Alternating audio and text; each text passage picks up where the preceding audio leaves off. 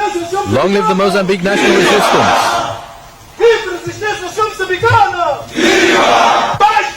Down with RENAMO.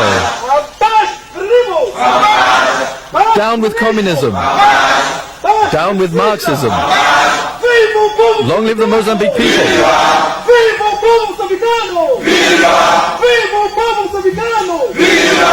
Victory is certain.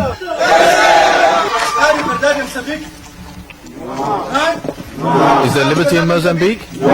Is there democracy in Mozambique? We want democracy, don't we? Afonso Dhlakama, self-styled president of the Mozambique National Resistance. And although his most recent resistance was to attending peace talks with the Frelimo government, he very much wants to be recognized as a national leader of a well-organized force. A man of some charisma, he allowed journalists an opportunity of reflecting what he calls the true RENAMO, taking the opportunity too of denouncing outside views of his army and its intent. They condemn RENAMO. They call RENAMO armed bandits. But if they were to come here, they would be very worried. They would see close up the fighters of RENAMO.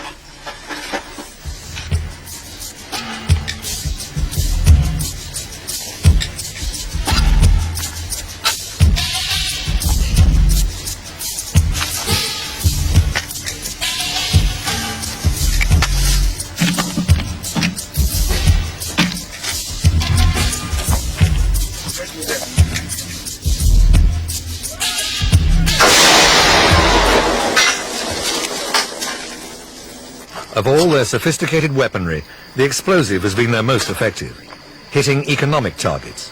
By taking out the rail tracks, they destroy the vital transport links to and from neighboring states, choking the Mozambique cities and serving South African interests in the process. This abandoned town is claimed as a RENAMO success. It was liberated by them early in the war, but the people seem to have left it to its liberators. This area too was liberated at one time. But when government troops recaptured it, they found the district hospital little more than a shell. Now some 22,000 people seek refuge here again. The only health care available provided by 3 army medics. One more casualty of RENAMO's liberating war against communism. Another town's former electricity building. Not promoted as a rebel success, its wreckage now houses refugees, flooding in from other areas the guerrillas have visited.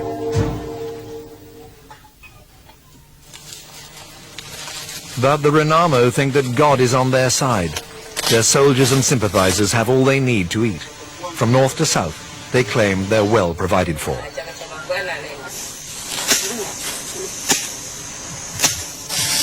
Whilst all over war-ravaged Mozambique, millions of innocent victims are homeless and starving. By controlling the rural areas, the RENAMO are assured of a regular and tasty diet.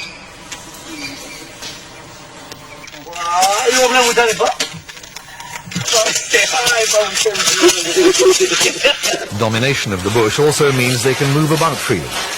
Whenever an operation is completed or they need food and water, these nomads pick up their camp and travel to neutralize or politically indoctrinate another area.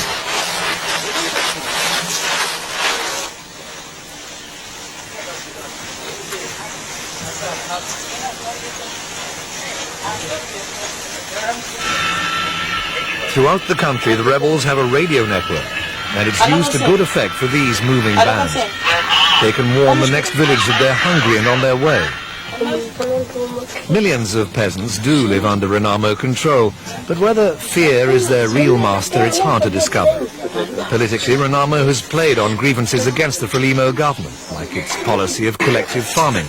But it's doubtful they've told the people of the recent changes in government policies. Meanwhile, subservient villagers ensure that the food stores are always full for their armed visitors.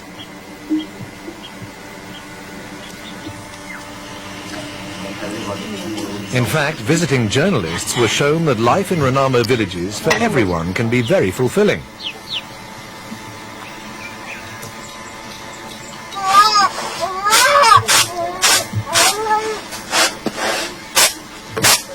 The rebels were also proud to show off some of their village clinics.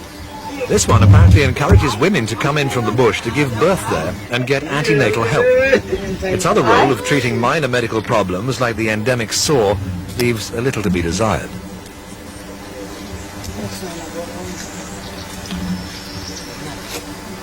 Mao! Mao! Mao! Mao!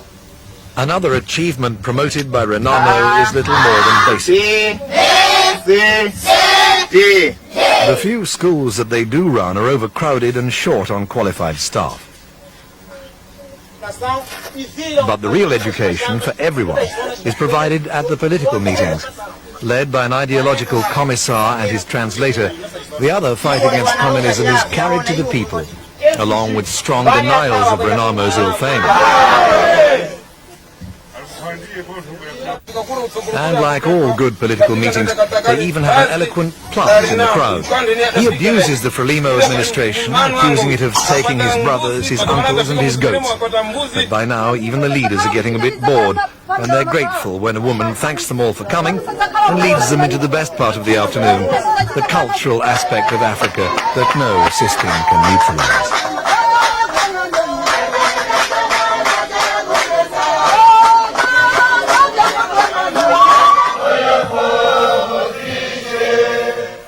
The location is secret, somewhere in central Mozambique.